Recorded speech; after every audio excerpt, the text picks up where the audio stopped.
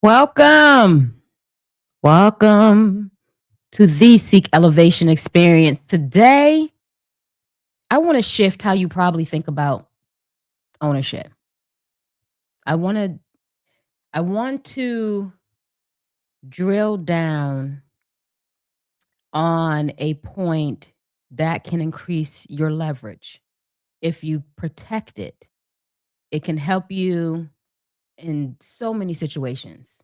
It could definitely help you bounce back from so many situations. Sometimes we don't always make the best decisions. Life it's a learning curve. And sometime when we're learning, we don't want to just lose it all. We don't want it to be a failure. We want it to be a lesson. And if it can be the best lesson if we're able to learn from it and bounce back. So let me use this segment today to shift how you've probably been taught to think about ownership as well. And I want to use Miss Taylor Swift as the subject matter. I want to use her, but this is not about music. This is not just about artists. This is a lesson that can be applied across the board for any type of creative, any type of sports professional, any type of founder. Her situation is universal. So I want to use her situation as the subject matter to bring home a point that I always discuss, I always talk about, but I like bringing real life situations into it. So hopefully it sticks and it makes sense and it gives you a visual. If we look at Taylor Swift's situation, she definitely won big on the tail end in a bad situation that she had found herself in. And it was a situation where if you even are not a fan of Taylor Swift, probably heard about it because she's a big person, a big celebrity, and news just spread when she had lost, she didn't have rights to her masters. And she had lost control over the songs that she had recorded when there were some exchange of hands with businesses. She decided, one of her ways of fighting back is I'm going to re-record these albums. But I don't even think she won big just because she re-recorded the albums. She won big because she understood the brand was bigger than the product. The contracts that she was in governed the recordings, who owned them, who had the rights, what can be done, what could not be done. But the relationship governed the audience. So again, this will not just be a music lesson about recordings, re-recordings. This will be a discussion about business thriving, not even just business survival lesson. This is a business thriving lesson. So again, welcome to the Seek Elevation experience. I am attorney Ella Keisha.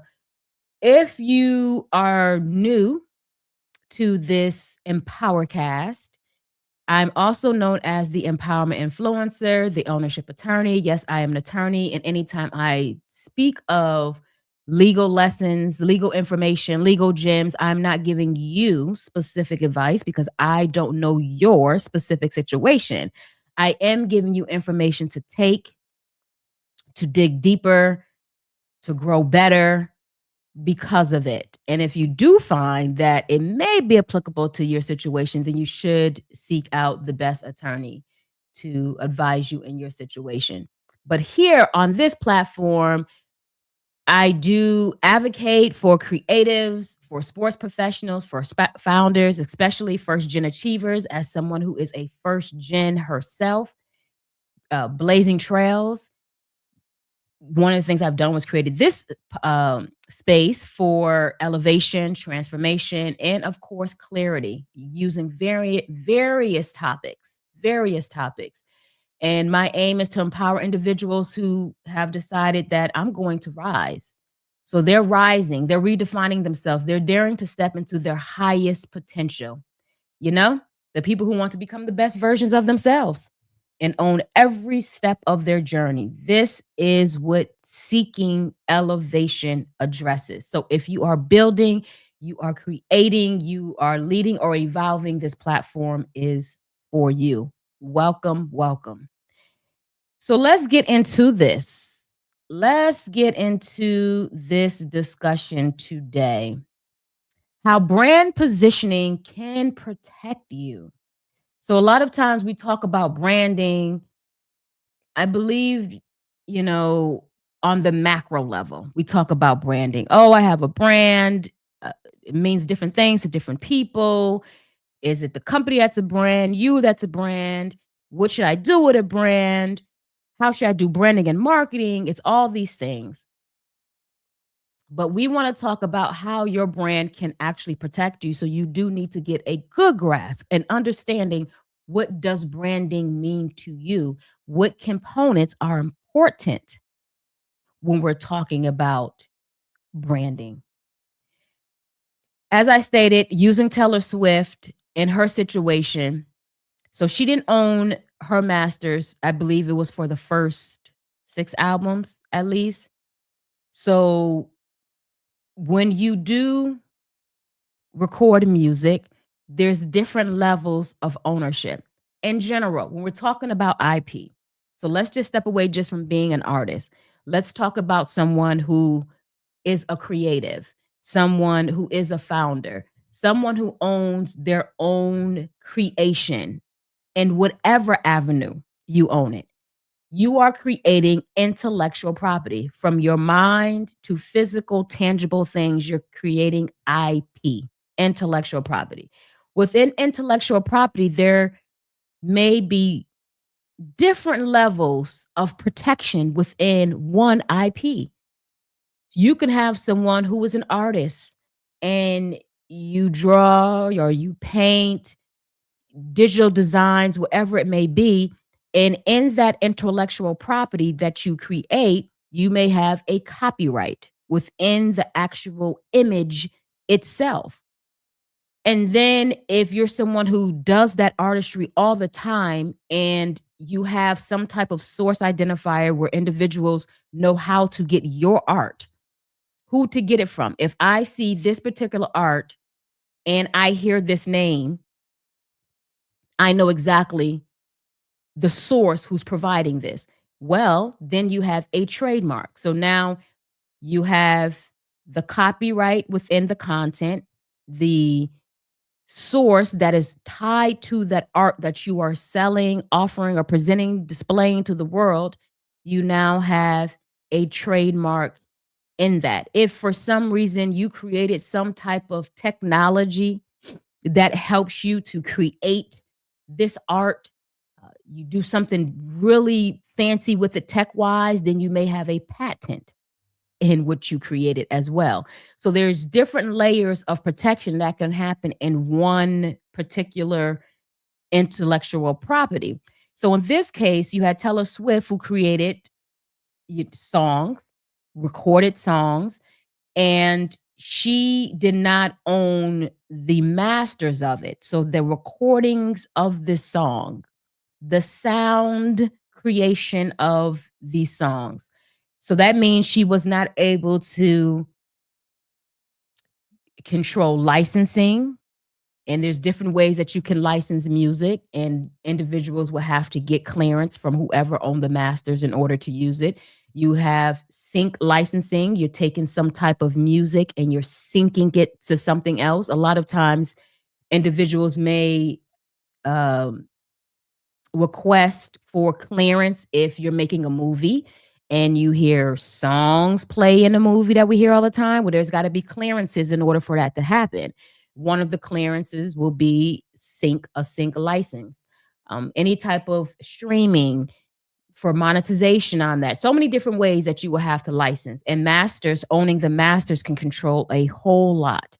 So within a song, you have masters, but then if you have a song that's written, then you have a copyright to the actual composition itself, the actual makeup of the song itself. That's different than the recording. Well, she didn't own the masters. So that part for her mattered greatly because in her contract, which absolutely can limit you or not, it limit her in a situation because it limit how she was able to use her product because she didn't own the masters to the recording. So she was limited in how she can use the recordings of her song. But the recordings is not the actual business. It doesn't have to be the actual business in itself. What do you mean, Elakeisha? Because all of these record labels, these big industry conglomerates, they're making so much money off of these recordings because there's so many other components tied to what they're trying to own in addition to the recordings. This is why I want to point out this story, this situation, and parse out something I want you to walk away from that can absolutely protect you if you don't give up this component of it. It's not about the recordings being the entire business because it's not. It was about the brand. It was about the brand. So, yes, the contract limit her when it came to the masters because in the contract, she had to even wait to re-record, which she did. So you got to be very careful of terms in the contract. She had to wait to re-record. So at least they were smart enough to negotiate a time frame for that to happen while the entire masters belonged to someone else. So when they sold these companies and they switched hands and it landed in the hands of a gentleman named Scooter Braun, very known, I guess, in the music industry, the Justin Biebers and all of them. A lot of people deal with Scooter Braun. He ended up being the last person that owned this company who used to work with Taylor Swift as well. So he owned all these masters and was going to control however he decided he was going to control. At one point, I think there was a conversation that she thought she was able to have an opportunity to buy her masters back, but when he gained control, she wasn't able to. So the time frame of her to re-record had expired based on the contractual agreement, but never was it contracted for her to own her masters, and obviously the door shut for her to buy her masters back. So let's start from there. And let's talk about why this situation is a great case study that is far beyond music. So let's start off with point 1. Contracts, very important, but we have to understand that because everything that we're talking about still had to do with understanding contracts, what you're agreeing to, what you don't agree to. All of that still matters, even with this point I'm going to make. But with you understanding this leverage that we're going to discuss today, then any type of contract you may enter into, any business transaction you may enter into, you will really have this at the forefront of whatever decisions you're going to make in that contract. So her contract obviously restricted her recordings, but it didn't restrict who she was. And that's the first ownership lesson I want us to understand. One thing that can be restricted may be products or services, but the one thing that you can control to not be restricted is continue to control your name, image, and likeness. Because a contract can either slow you or stop you. Yes, you may not make the best decisions in contractual agreements that can absolutely slow you down, but I would rather be slowed down than be stopped. In her situation, her contract limited her being able to distribute because of the masters, being able to license because of the masters, and being able to even allow herself to reuse whatever is going on. But what the contract did not do was erase brand trust. What Taylor Swift did was create a massive brand being Taylor Swift. A massive brand trust, relatability. A lot of people joke about the type of song she decided to make, talking about all of her relationships. If you dated Taylor Swift, you're going to end up in one of her songs. Well, she related to so many people in relationships that went through whatever, but she put in so much work as an artist in her brand as well. Not just being one of those artists that I put out music, you're kind of there, kind of not there. She's really engaged in been in front of her fans. She created the Swifties. I mean, big time brand trust. She built audience loyalty and absolute market recognition. Certain things that you see, there was a photo shoot she did before and it was like silhouette, but you knew it was Taylor Swift. Things that she's done throughout her entire career, she made sure she did not lose sight of building a huge her. But this is where contracts is important. Even with her doing that, if she would have contracted to give up her name and image and likeness, all of what she built in her brand would have been hard. It wouldn't have mattered.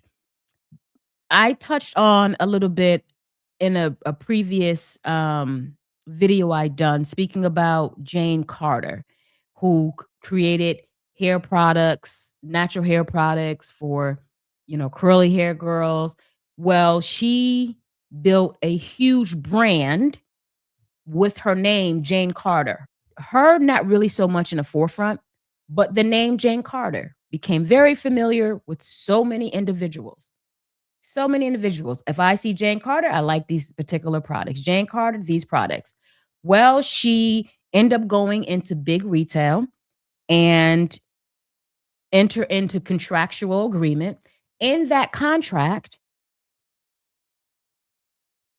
somehow those terms that she agreed to allowed her to lose her brand, her name, Jane Carter, her IP, the thing that she built to be familiar to her consumers, she lost that. That name that's associated with it. So building up that brand and that name, which built her consumers, her loyalty, trust. When she lost that name, individuals followed the name. And she lost it contractually, so she was not able to even use her own name. Jane Carter is the brand that she developed and grown for the actual product, but Jane Carter is her name. So now when she decides to pivot, she can't even use her name producing those type of products because Jane Carter, as a federally protected trademark, will stop anyone, including herself, from creating consumer confusion, meaning it will stop anyone from creating products that are the same or similar to the products that are created under the name Jane Carter. And because she lost her name, she can't even create those type of products under her name. Well, what Taylor Swift did in her contract, she may have negotiated a restricted time for re-recording. She may have signed over her master's right, but obviously one thing she kept was the rights to her name, her image, and her likeness. So that helped her because she may have only lost, but it was lost a loss of one control, one version of a product. She didn't lose the most important component, product association. And that distinction is everything, no matter what you do.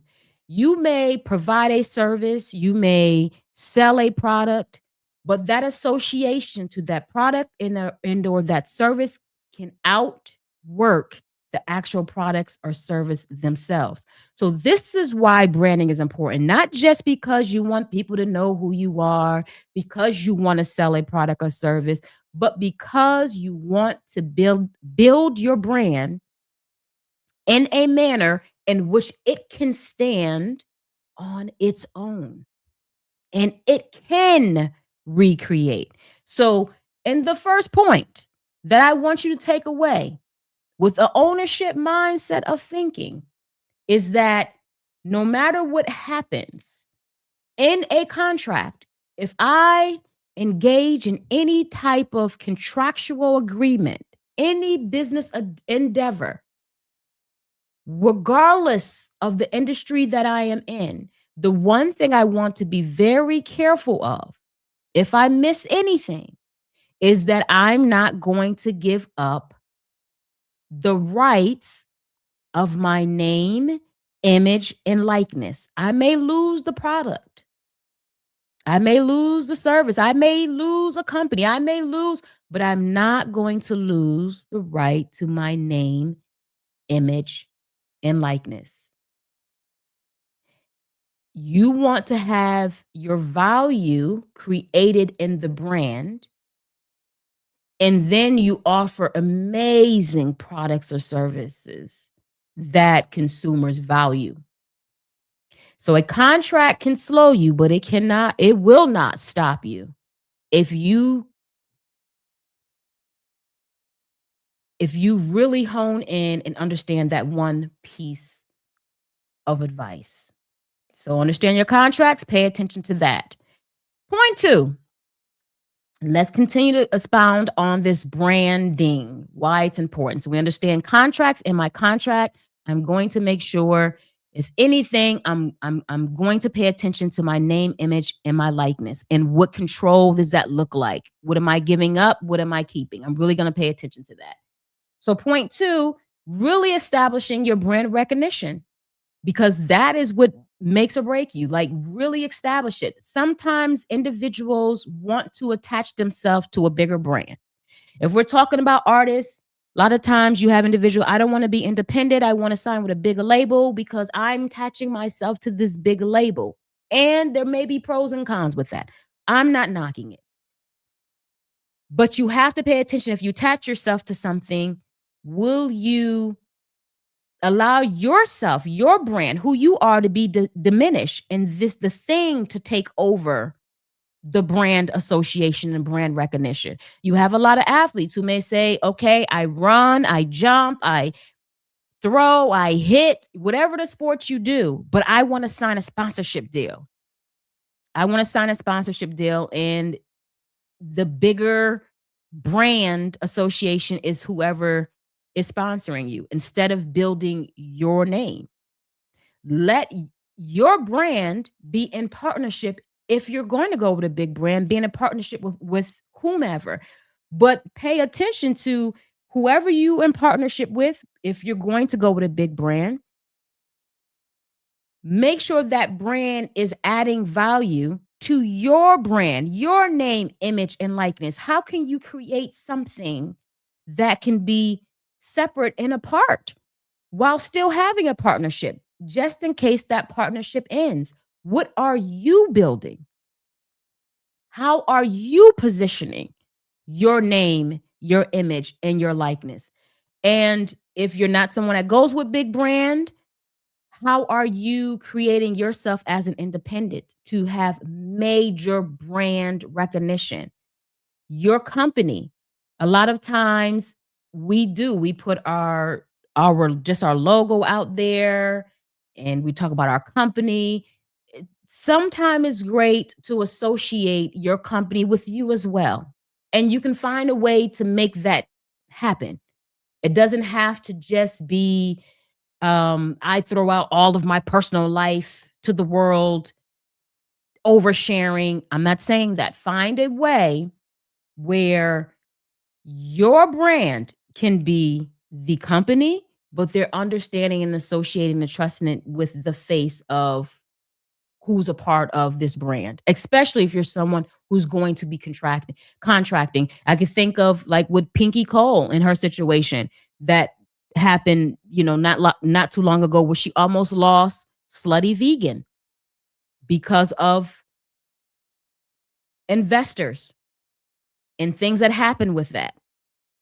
One thing that individuals did, and she was able to fight for her brand, she was able to fight for her company and get her company back through certain channels and avenues, but people understood Slutty Vegan to be Pinky Cole. So even if she lost it and she was to revamp what it meant to bring food to vegans, they would have followed Slutty Vegan because they seen that face. Unlike a Jane Carter, who they just knew the name. And there's a lot of people who just kept going with the name Jane Carter, but she now has to come out and show who she is, who was behind that, who's Jane Carter, building trust, building familiarity, uh, building authenticity with the people.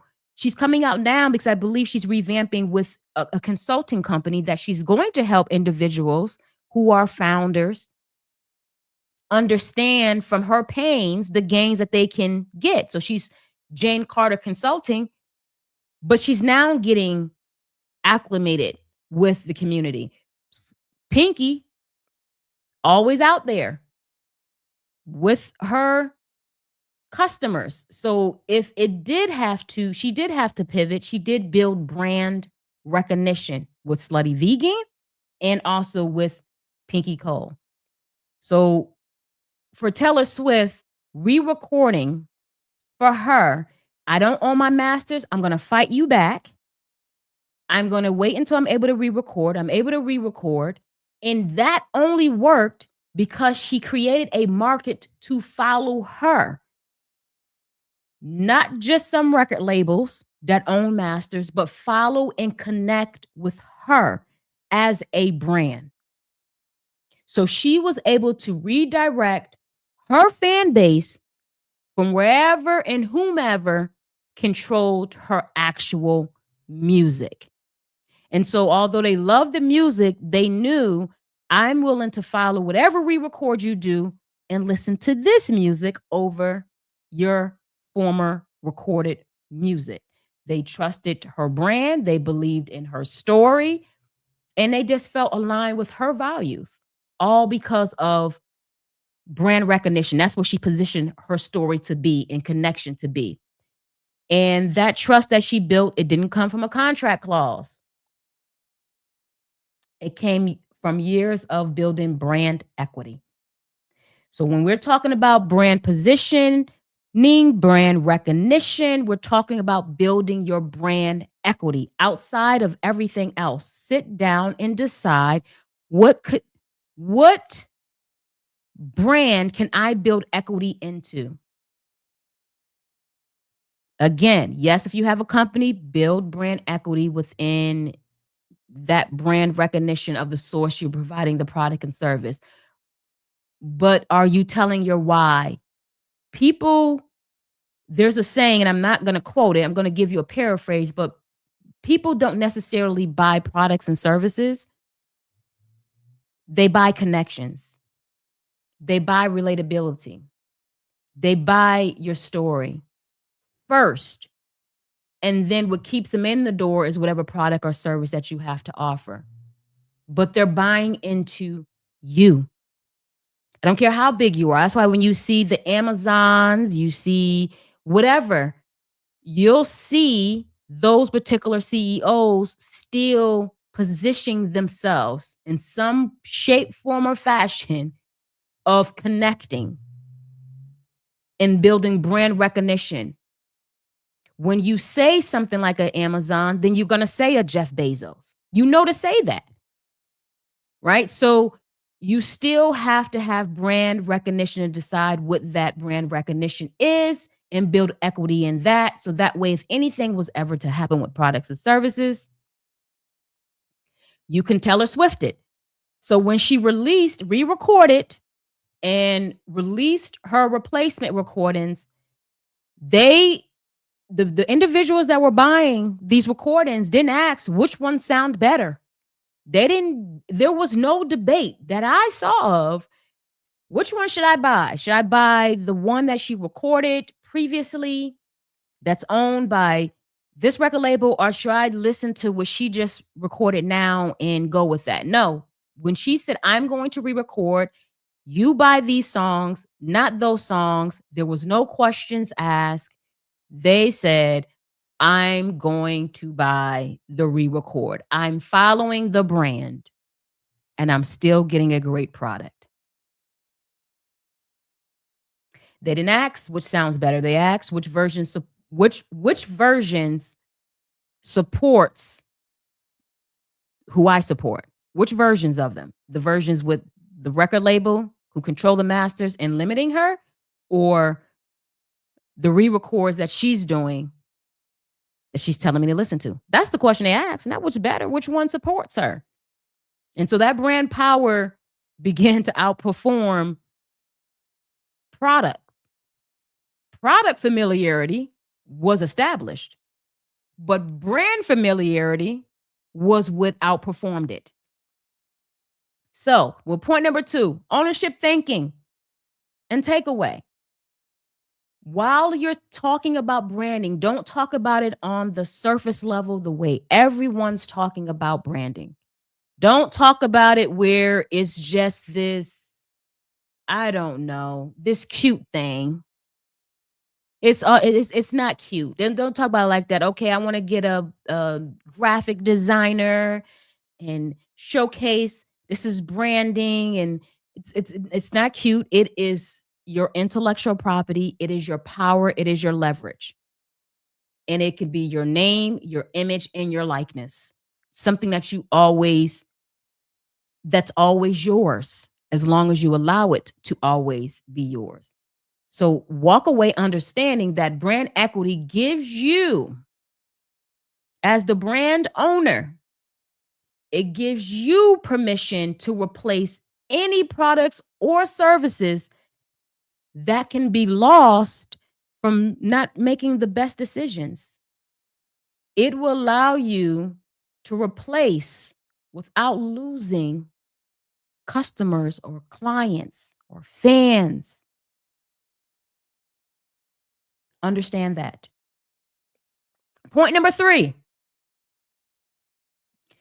Now that you understand contracts are important, what I pay attention to in contracts is very, very important. But one of the things I'm going to pay attention to is my intellectual property, my name, image, and likeness, my IP. And then you understand I'm going to position, not just pay attention to it, not just have this thing, not just have name, image, and likeness, not just have it, but to build equity in it by positioning and recognition. Once you understand that, now we're going to move on to point 3, which is using it as leverage. What Taylor Swift did, so we know she re-recorded.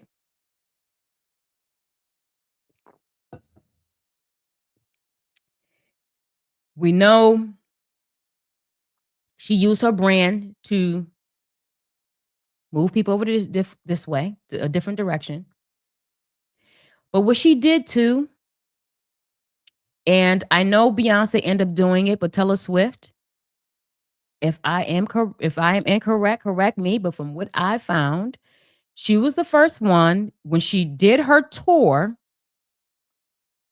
She brought her tour to theaters. The theater deal that her father actually did, as I did my research, her father actually did. And he thought about, let's cut out this middleman. Why are we always dealing with the middleman? You have the brand. You are the brand. You are what they want. Why are we dealing with all these middlemen for the tour? Let us negotiate, and we don't need anybody else to do it, and have conversations about doing something different for this tour.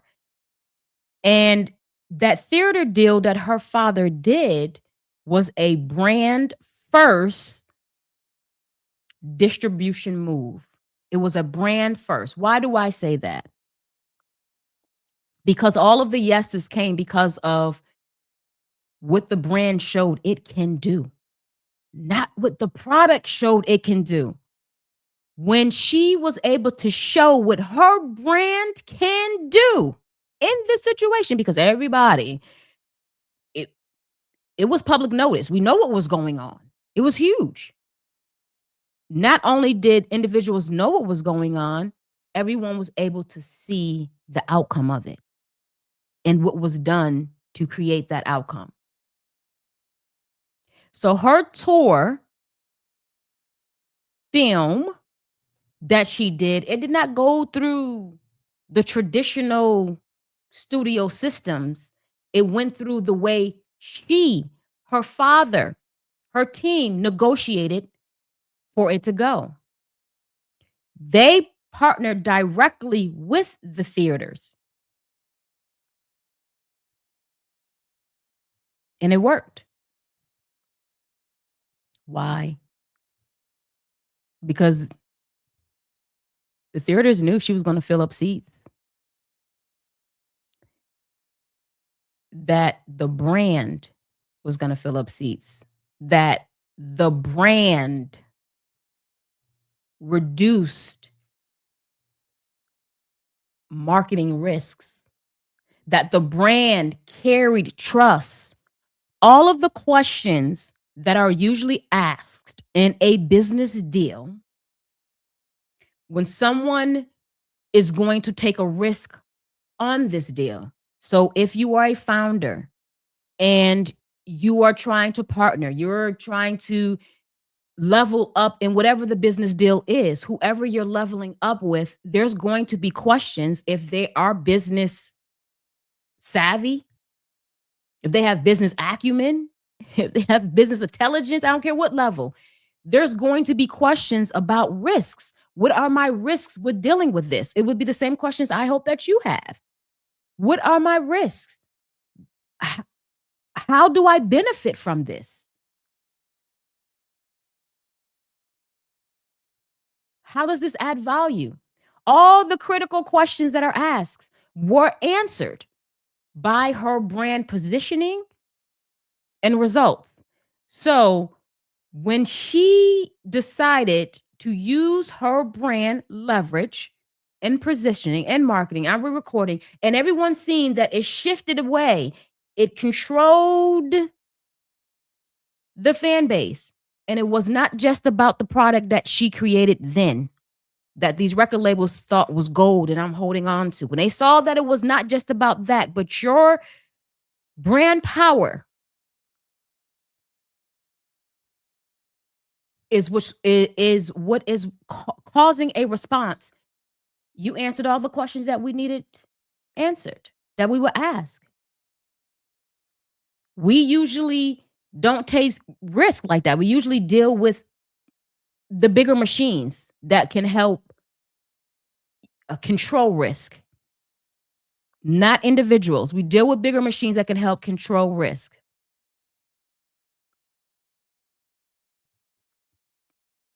But through her brand recognition, brand equity, she reversed that by showing I have guaranteed demand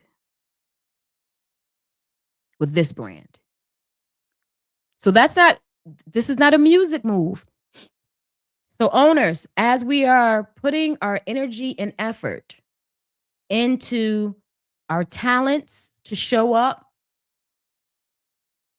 on stages, on tracks, on courts, on fields,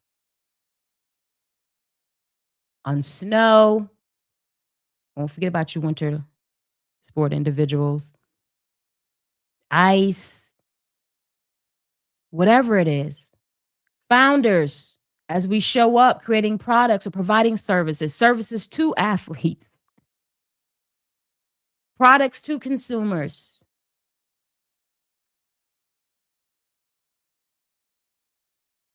If you're behind cameras, mics, whatever it is, this applies to you. This is not just a music move. This is a move. Understand all the things that you've been thinking about and you're doing and you're leveling up on, and think out of the box and go 10x more, especially when it comes to now writing down and defining what branding means to you. What could that look like to create leverage and protect you so that no matter what happens, you have that equity to cash in on? Go think about that. Let's go back now to the drawing board as you are possibly functioning right now. Let's go back to the drawing board and say, now, how can I continue to expand on this even more from what I was doing?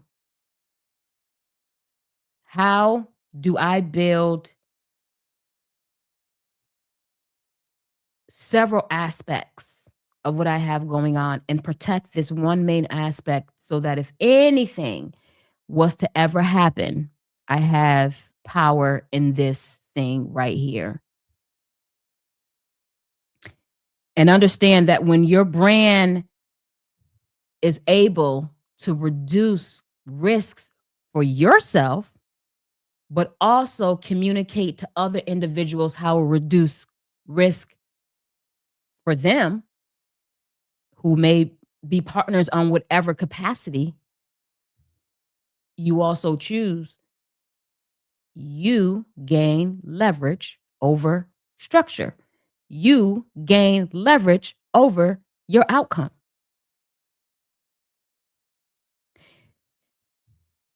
So contracts do matter. We're going to go over some walkaways, right? So the contracts do matter. You're going to understand your contracts, but just in case you don't, hopefully you are, if you're an owner, shit mind level thinking person, you have the right people in place when it comes to contracts anyway. You should be having a competent attorney. But even with that, right? It may be a situation where, and this happens a lot, because you have to be able to negotiate. That's that negotiation is give and take. It may be a situation early on where you don't necessarily have leverage. I get this all the time, right? So you may have some individuals that are in certain industries and you're building your leverage right now. You're building your leverage. You don't have it yet. So you don't have as much negotiation power in a contract. So there may be some things that you have to give up in order to land this deal. There's some things you just have to give up to land a deal. So understanding that in contracts, the one thing you don't give up is the power to your name, image, and likeness. So contracts still matter, whether you have an attorney or not. Again, even if you have an attorney, you may be negotiating something. Yeah, I have to give something up, Elakeisha. I don't have that leverage yet. I may not be able to keep the copyright to this particular thing for this first deal or second deal, but later I'll be able to keep copyright. But if I am able to do that, I still want to keep the one thing that allows me to still create. You could go ahead and keep that thing that I created. There's more where that comes from, as long as you keep that part of the contract intact.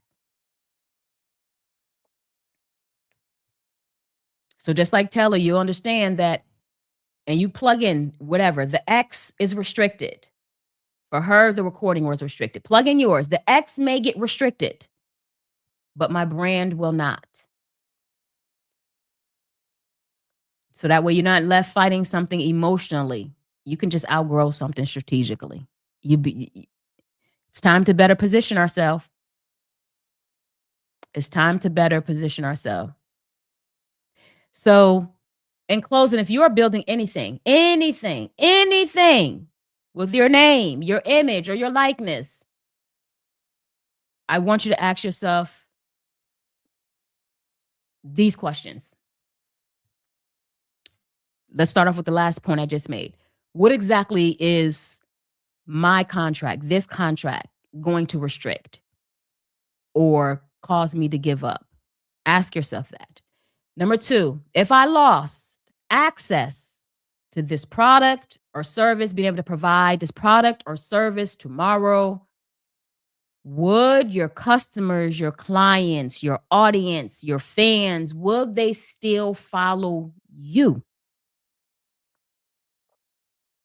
I was looking at Instagram the other day, and and this young lady's video posted popped up on my feed, and she was crying, this crying. She sold hair, and she said some situation had happened where someone made a complaint about her business or something on IG, which caused her entire page to get shut down.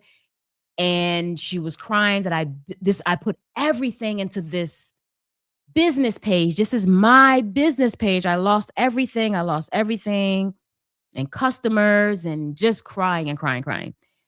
The first thing is, I want us to know these social media platforms they're not our business page. That's not your business page. They're your business billboard. The same way we drive in these streets and we may see billboards up in the streets. These social media platforms are your digital billboards. Just like these street billboards they're not companies' web pages, neither are these social media platforms. They're your billboards. But you have to build your audience in a way that if you lose anything, your product, your service, your page, they can still be able to follow you. Not just wasn't because of that page. You don't have to necessarily start all over. They follow you.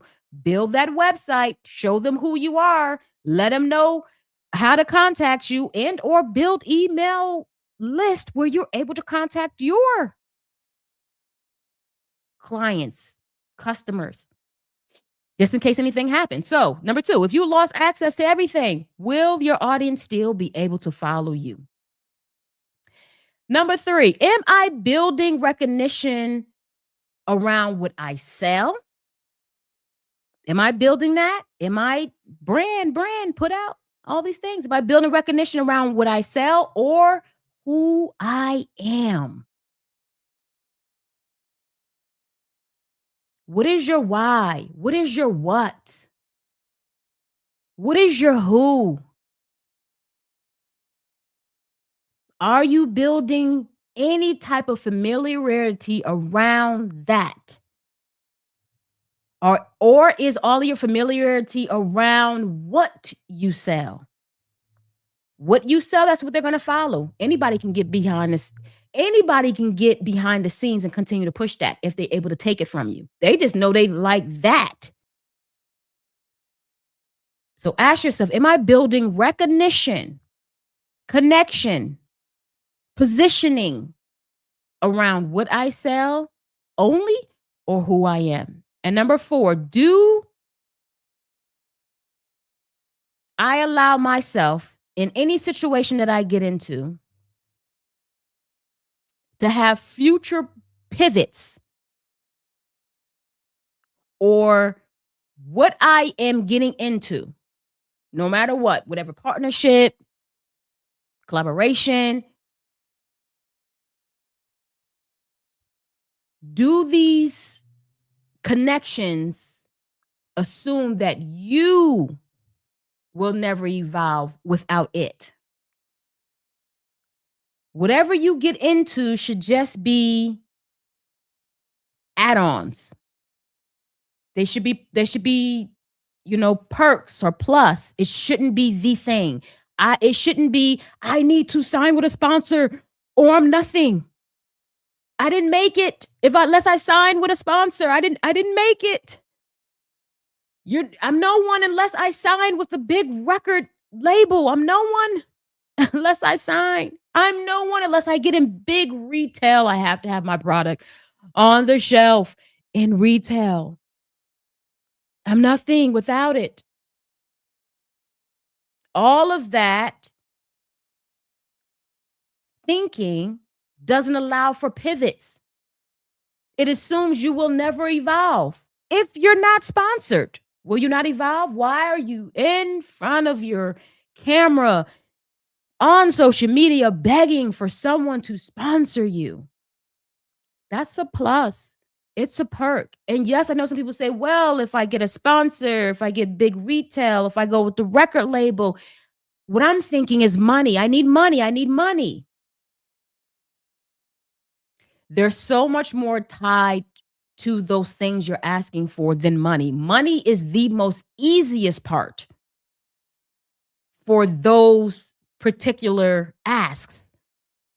And then you'll find you'll lose so much more than money if you don't already have the mindset that these things are perks, but they're not uh situations where if they don't happen, I can't evolve.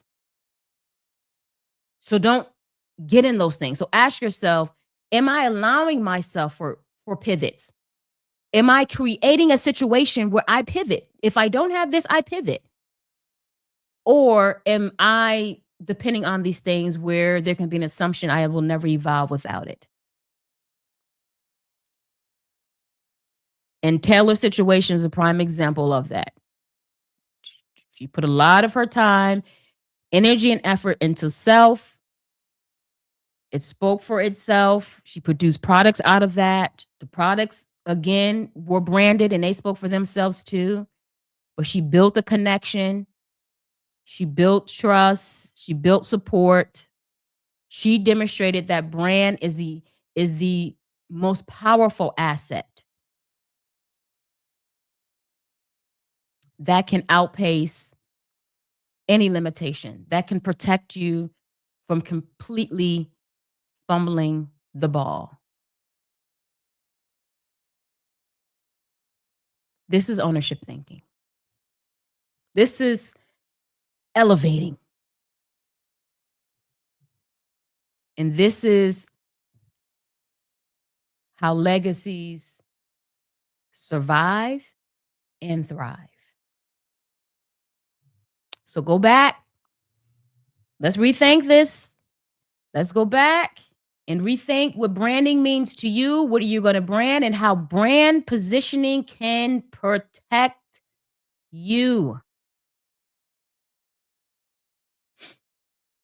and level you up to levels that you probably never thought of before as you move forward in building your legacy, keeping your power. Thank you for tuning in to this powerful conversation that I attempt to bring you weekly for us to get better and better. I want you to remember that the more you know, the more you grow. And so, as I also seek to continue to elevate my life to new levels, always, as long as I have breath,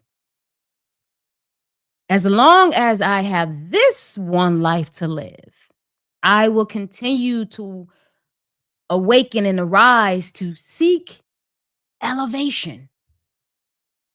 And the more that I get to know, the more I will share. So know that when you share, you also show care.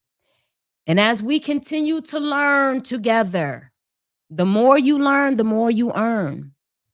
Don't keep this stuff to yourself. I'm not keeping it to mine as I continue to make huge breakthroughs on things that I do and continue to transform my life and to break codes and to be able to enter into rooms and get all of the knowledge and the juice. I bring it to you.